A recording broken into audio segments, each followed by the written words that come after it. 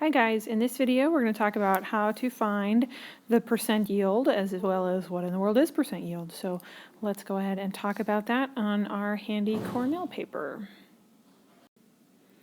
So here's my Cornell paper. We are going to first fill out this box up here with your name, class, period, and date. And then our objective is percent yield. We're looking at objective 2, so when you're done with this you should be able to do the homework questions for objective 2. So let's look at an essential question to answer. What is percent yield and how is it calculated?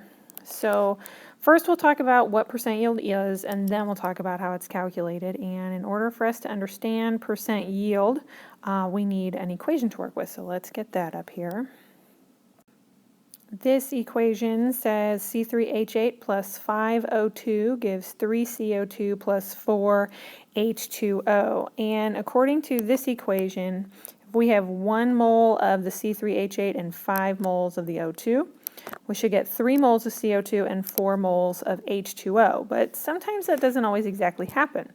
There's a variety of reasons why that might happen, but the point is it just doesn't always work out that way. So when we calculate the percent yield, we're comparing how much we should get to how much we actually do. So let's write a definition for percent yield. So the percent yield tells us about the ratio of the actual amount we got to how much we should have gotten. So let's show that here.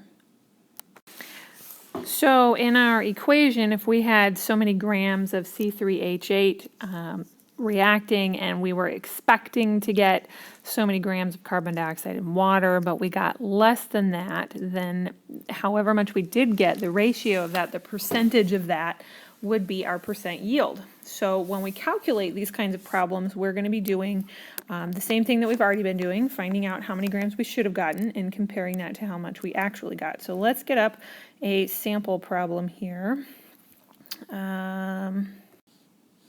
So the example says 15.2 grams of C3H8 is burned and 18.2 grams of water is produced. What is the percent yield? Well, so to answer this question, we're going to do the same sort of thing that we did in the last video.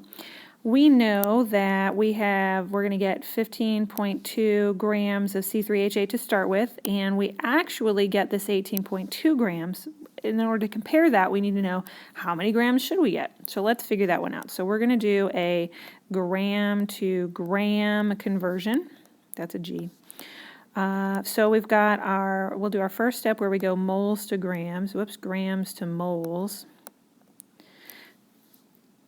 So what we have is our 15.2 grams of C3H8, and we're going to be dividing by our molar mass, which is on the front page of your homework, 44.097 grams per mole. So when I plug that into my calculator, it tells me that instead of having 15.2 grams, I could write it as having 0.34469. Now, I like to keep as many numbers as I can, especially when I'm getting ready to do there's a 4 there too, my calculation. So that's moles of C3H8. So now I know how many moles I have. The next thing I need to do is figure out how many moles of the other thing. So this is going to be a mole to mole conversion, just like we did in the last video. And to do that one, I'm going to take my givens. I need to look at my equation. Let me see that equation. So I've got C3H8 has a 1 in front of it, or an invisible 1 as it is. And water is what I'm looking for. It has a 4 in front of it. So when I write those down, C3H8 with a 1 and H2O with a 4, that's my ratio.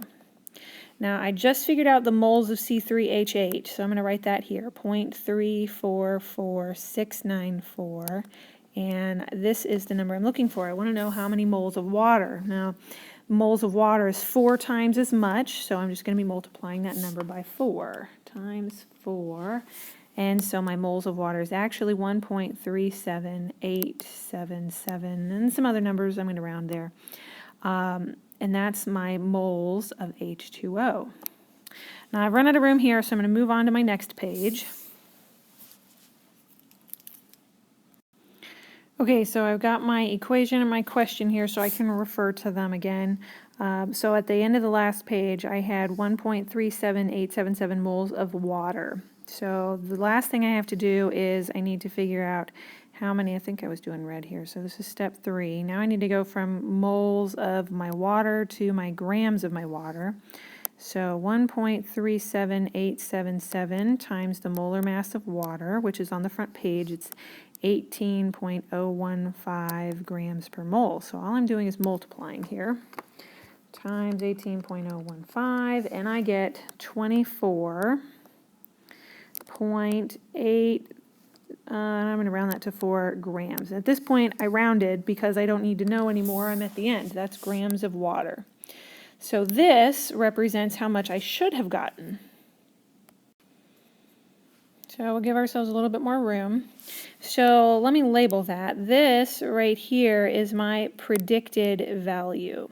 In an ideal world, if I had 15.2 grams of C3H8, I should get 24.84 grams of water, but I didn't. I only got 18.2 grams of water. So to find my percent yield, what I'm going to do is I'm going to pretend this is my grade. So if you were going to get every question right on the test, you should get 24.84 grams. But maybe you didn't study, maybe you forgot something, maybe you made a little mistake with a negative or a positive on a math test. You only got 18.2 grams. So what would your test score be? So we're just going to divide those, and to get the test score in a whole number, we'd multiply by 100%. So 18.2 divided by 24.84, I get 0.73, and after I multiply by 100, I get 73.268. Now I'm going to round my 6 up to a 7, so it'll be 73.27%. So that's it. So I didn't write down a formula here. Let me go ahead and zoom up a little bit. So, oops, I run out of room. Maybe I should have made that smaller. So my percent yield, I take, whoops, I forgot the L. I take my actual amount, divide it by my predicted amount, which I have to calculate using that gram to gram stoichiometry that we just did, and then I multiply by 100. So it's just one tiny little extra step for you to add to what we've already done. Okay? Now if you have any questions, make sure you let me know or your teacher know so that you can get those answered. And you can answer questions for Objective 2 now in the homework.